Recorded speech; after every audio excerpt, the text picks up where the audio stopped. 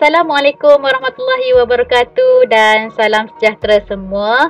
Hari ini berjumpa lagi dalam kelas online Cikgu Zulia. Kita akan membincangkan berkaitan dengan pembelajaran. Yang pertama masih lagi tajuk mikroorganisma, tetapi kita akan terus kepada standard kandungan 1.2 iaitu mikroorganisma yang berfaedah. Okey. Yang kedua standard pembelajaran, itu kena betulkan, itu standard pembelajaran di bawahnya 1.2.2 menjana idea potensi kegunaan mikroorganisma dalam bioteknologi dan juga kelestarian alam sekitar. Okey, kita teruskan dan saya harap murid-murid bersama-sama dengan saya pada hari ini dengan buku teks anda di muka surat 28. Okey, jom kita teruskan. Okey, lihat buku teks di muka surat 28. Okey, akan dapat tajuk ini. Okey, anda boleh lihat mikroorganisma berfaedah. Okey, aplikasi mikroorganisma berfaedah dalam kehidupan harian. Okey, di sini dipaparkan ada beberapa sektor yang boleh dibincangkan berkaitan aplikasi mikroorganisma dalam kehidupan harian. Okey. Antaranya kita lihat di sini dibincangkan tentang 3 sektor, 3 bidang. Okey, sektor yang pertama adalah sektor perindustrian yang mana beberapa jenis mikroorganisma yang digunakan. Okey, maksudnya mikroorganisma ini digunakan dalam sektor tersebut. Contohnya dalam sektor makanan, okey, dalam perindustrian bahagian makanan, okey, kita gunakan biasanya yeast. Okey, biasanya kita tengok dekat dapur rumah kita pun ada yeast. Okey, digunakan untuk buat kek dan sebagainya. Dalam perindustrian perkilangan pun sama. Sektor makanan. Okey, baik. Minuman ada Lactobacillus bulgaricus. Itu adalah jenis mikroorganisma juga digunakan dalam minuman. Okey, cuba kalau kita beli minuman ke minuman bertin ataupun minuman air kotak dan sebagainya, cuba lihat. Okey, vitagen ke semua, kita lihat apa yang terkandung di dalam ingredient bahan-bahan yang disediakan. Okey, kemudian barangan kulit, okey, ada bifidobacteria, okey, dan juga Lactobacillus subtilis. Okey, dalam barangan kulit. Antara nama-nama ataupun jenis mikroorganisma yang digunakan dalam perindustrian. Okey, dalam sektor pertanian, kita lihat dari sektor pertanian pula. Okey, dalam bahagian pencernaan haiwan ada Bifidobacteria sp, okey, dalam bakteria penitratan, okey, Nitrobacteria sp dan Nitrosomonas, okey. Itu dalam pertanian, antara nama-nama mikroorganisma yang berfaedah, okey, dalam bidang pertanian. Dalam perubatan pula ada mikroorganisma jenis DNA recombinant E. coli. Okey, dalam hormon seperti insulin. Di mana guna insulin?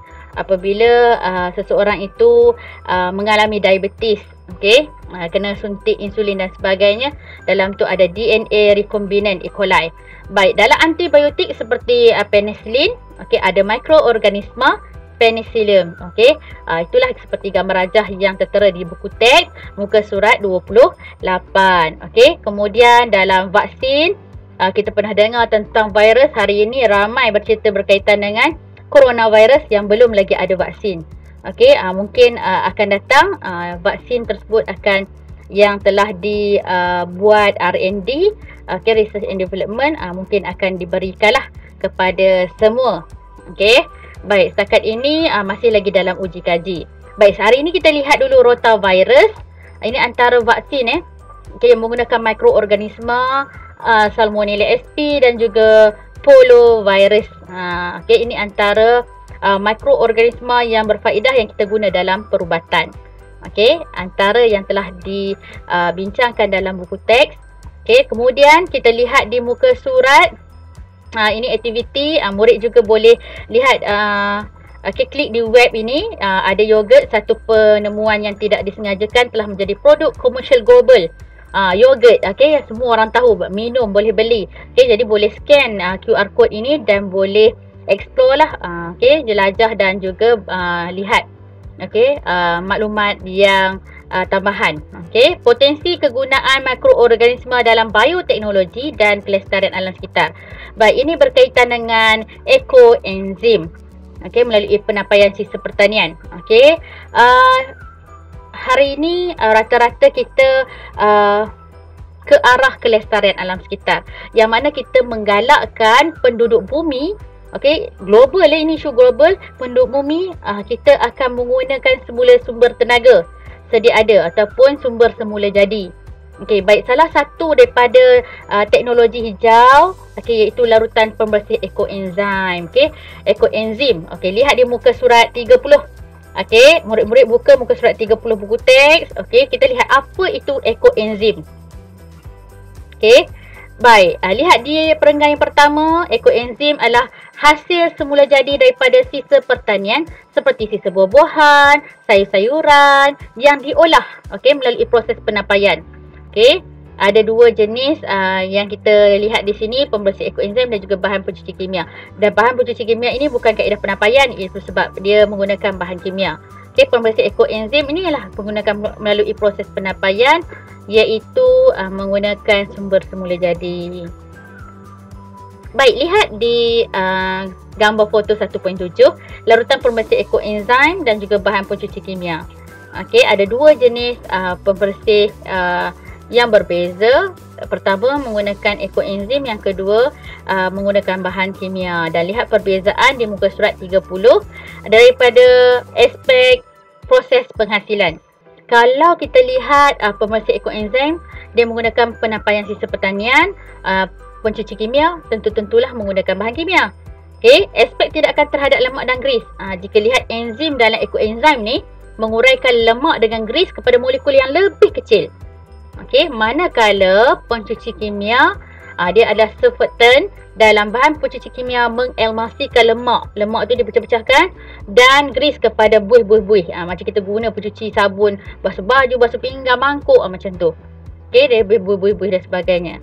Jika aspek mudah digunakan, kalau pembersih ekoenzim tidak perlu disental kerana lemak dan gris mudah ditanggalkan. Manakala kalau kita lihat bahan pencuci kimia, okey, perlu disental dengan kuat. Maksudnya menggunakan tenaga untuk kita sental lah. Okey, kemudian aspek saliran tersumbat, molekul kecil yang dihasilkan oleh enzim tidak menyumbatkan saliran. Saliran tu maksudnya piping lah. Sistem perpaitan. Okey, bahan pencuci kimia pula, buih yang dihasilkan oleh surfaktan menyumbatkan saliran. Kerana buih-buih tu macam dekat sinki kita lah. Okey, dia akan jadi buih-buih, air lambat bergerak sikit. Macam tu. Saliran tersumbat. Kemudian aspek kos, jika larutan pembersih ekoenzim, kos dia rendah kerana sumber semula jadi. Okey, kemudian jika bahan pencuci kimia, tinggilah sebab dia proses untuk prosedur penghasilan, okey, penambahan bahan kimia dan sebagainya. Okey, aspek penghasilan sisa. Okey, penghasilan sisa ni maksudnya sisa buangan. Maksudnya larutan pembersih ekoenzim ni kurang. Kalau bahan pencuci kimia tu banyak, okey. Penghasilan sisa. Okey, aspek alam sekitar, jika pembersih ekoenzim lebih mesra alam. Mesra alam ni macam mana? Maksudnya tidak mencemarkan alam sekitar. Kita nak mengurangkan pencemaran alam sekitar peringkat global, bukan lokal, global. Okey, dunia. Okey, bahan pencuci kimia mencemarkan alam sekitar. Contohnya plastik, pembungkusan dan sebagainya. Itu semua diambil kira lah. Okey, baik. Itu sahaja perbezaan yang kita boleh bincangkan antara dua larutan pembersih ekoenzim dengan bahan pencuci kimia dalam kelestarian alam sekitar. Okey, jadi murid-murid lihat di muka surat 30. Okey, cara membuat larutan pembersih ekoenzim, murid boleh scan QR code tersebut dan tambahkan ilmu anda. Okey, jadi kita boleh lihat bagaimana penghasilan larutan pembersih ekoenzim. Saya percaya di sekolah murid-murid boleh bertanya dengan guru sains masing-masing. Okey, ada satu buku teknologi hijau, bagaimana penghasilan pembersih ekoenzim, penghasilan baju kompos, semua itu dibincangkan dalam buku teknologi hijau di sekolah masing-masing. Ataupun lebih mudah sekarang, kita boleh Google dan search sahaja. Okey, mudah.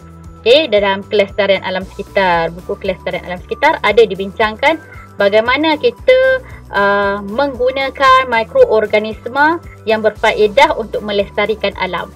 Itu sahaja perbincangan kita pada hari ini. Kita jumpa lagi di lain waktu.